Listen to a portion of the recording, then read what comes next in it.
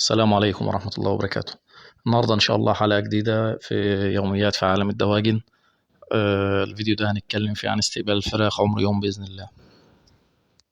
اتكلمنا الفيديو اللي فات ازاي ان انت حضرتك تفرز الفرخ بتاعك وازاي تتأكد ان الفرخ كويس وتجيبه من مصدر كويس. النهاردة إن شاء الله هنتكلم استقبال الفراخ ازاي أول يوم. تمام. في كام حاجة كده إن شاء الله لازم ناخد بالنا منها لما نيجي نستقبل الفراخ. أول حاجة المساحة اللي هنحط فيها الفراخ وهم لسه كتاكيت صغيرين. احنا قلنا إن التربية المنزلية الفراخ وهم كبار محتاجين الخمس فرخات متر في متر. طيب وهم لسه صغيرين هنحطهم في مكان قد إيه؟ دي حاجة.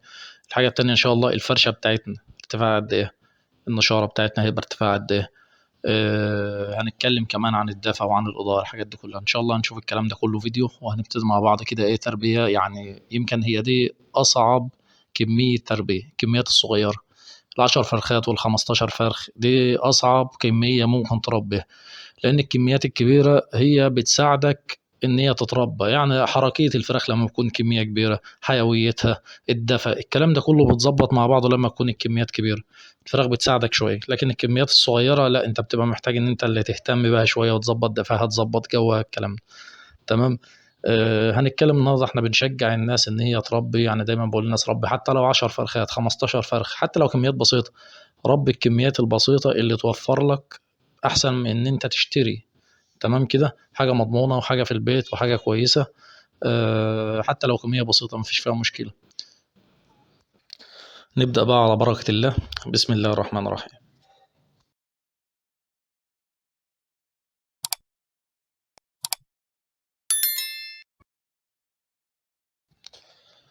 أول حاجة حضرتك زي ما قلنا المتر في متر محتاج خمس فرخات وهم كبار. طيب أنا لو جايب 10 فرخات هيحتاج لهم مترين مثلا مترين في متر.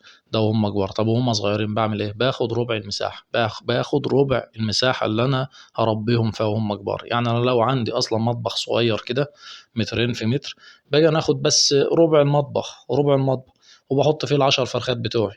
تمام. جايب 15 فرخة جايب 20 فرخة تلت المطبخ بتاعي. تمام كده. يبقى باخد ربع المساحة وهم لسه كتاكيت اللي الفراخ هتتربى فيها وهي كبيرة. تمام. بفرش النشارة بتاعتي ارتفاع النشارة يكون على الأقل 5 سنتي. زي ما حضراتكم شايفين اهو. ارتفاع النشارة على الأقل 5 سنتي. في الصيف 5 سنتي في الشتاء بتبقى 10 لكن خلينا دلوقتي احنا في شهر 5. التربية دي الدورة اللي احنا هنربيها دي في شهر 5 إن شاء الله. فأنا بفرش النشارة بتاعتي ارتفاعها 5 سنتي. تمام. بهتم بإيه؟ اهتميت بالنشارة اهتميت بالمساحة لسه الإضاءة. زي ما حضراتكم شايفين الفيديو قدامكم اهو.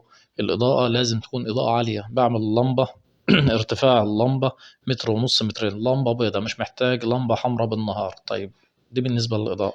ارتفاع اللمبة متر ونص مترين عشان تعمل إضاءة عالية. طيب ايه الدفع؟ انا عاوز درجة حرارة 32 33 من اول يوم. طب انا اجيب درجة الحرارة دي ازاي؟ بالنهار في شهر 5 بالنهار هي جاية هي كده كده جاية. فانت ممكن تكتفي باللمبة البيضاء. طيب بالليل لا درجة الحرارة بتنزل بالليل لان الجو بيبرد فاحنا نعمل ايه؟ ممكن نعمل لمبة حمراء صغيرة 100 بنقربها من الفراخ جنب اللمبة البيضاء يبقى اللمبة البيضاء كده للإضاءة.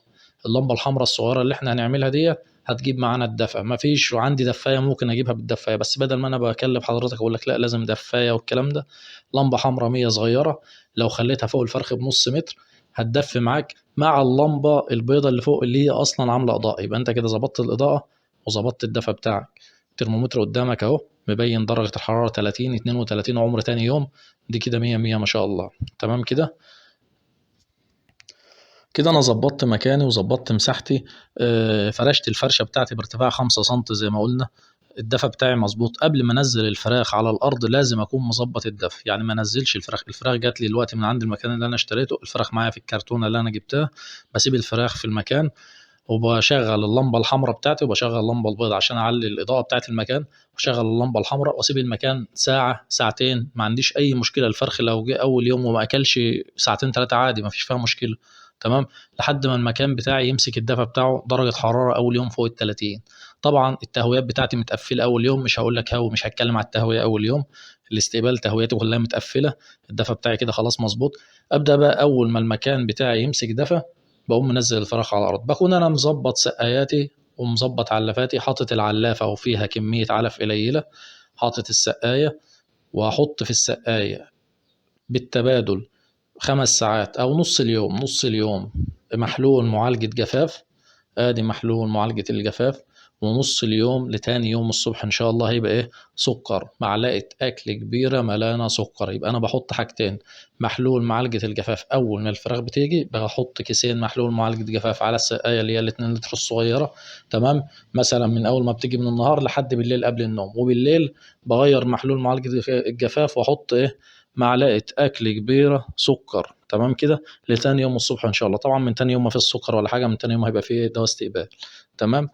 بحط السكر الميه بسكر بتاعتي، او بحط المحلول الاول وبعد كده بالليل هيبقى الميه بسكر. بحط المحلول الاول، بحط الميه بجهزها، بحط العلف بجهزه، وبسيب المكان بتاعي يدفى ياخد درجه الحراره بتاعته فوق ال 30. وبعد كده بقوم منزل الكتاكيت بتاعتي على الارض. هتلاقي الكتاكيت اول ما نزلت جرت ولعبت، ما ايه، ما لمتش على بعض. لو عملنا زي ما احنا اتكلمنا كده، استحالة ان الفراخ تلم على بعض وهي صغيرة. استحالة تلاقي عندك فرخ سردة اللي هو فرخ رفيع وفرخ كبير. مش هتلاقي الكلام ده ان شاء الله. هتلاقي الفراخ كلها اوزانها زي بعضها. الاوزان متظبطة، مفيش اوزان متفاوتة، مفيش الكلام ده. تمام. يبقى احنا هنقول تاني ان شاء الله: اول ما الفراخ بتيجي انا بفرش فرشتي في ربع المساحه الاساسيه اللي انا هربي فيها الفراخ وهي كبيره. باخد ربع المكان اللي انا هربي فيهم هم كبار. تمام كده. بفرش الفرشه بارتفاع 5 سم. بنزل لمبه حمراء ارتفاعها يكون نص متر عشان تدفي، تجيب معايا درجه حراره 30 32 33 زي ما هستقبل. وبعمل لمبه بيضه. تمام. لمبه بيضه عاليه على العالي عشان ايه؟ عشان تنور. ده بالنسبة لأول يوم بإذن الله. يبقى أنا كده أول يوم دفيت وظبطت المكان. بنزل المية بتاعتي، المية فيها محلول معالجة جفاف. وبحط العلف، شوية علف قليلين جدا. العلف ما بحطش علف كتير، لا ده يا دوب كبشة علف كده بالإيد، وبفرضها في قلب العلافة لأن الفراخ ما بتاكلش كتير. وهتطلع عليه تعمل عليه حمام إخراجات، تنام فوق وتبوظه. لا، فإحنا بنحط طول ما الفراخ وهي صغيرة بنحط كمية علف بسيطة جدا في العلافة على قد الفراخ ما تاكل. لما العلف يخلص احط تاني. العلف ما بتسابش قدام الفراخ على طول، دايما الفرخ الشبعان تعبان. لازم الفرخ بتاعي يكون جعان. بحط الاكل بالطاقة.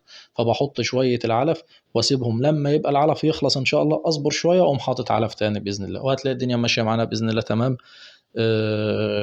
كده احنا خلصنا كل حاجة عن استقبال الفراخ اول يوم. ان شاء الله الفيديو الجاي هنتكلم فيه بقى ايه؟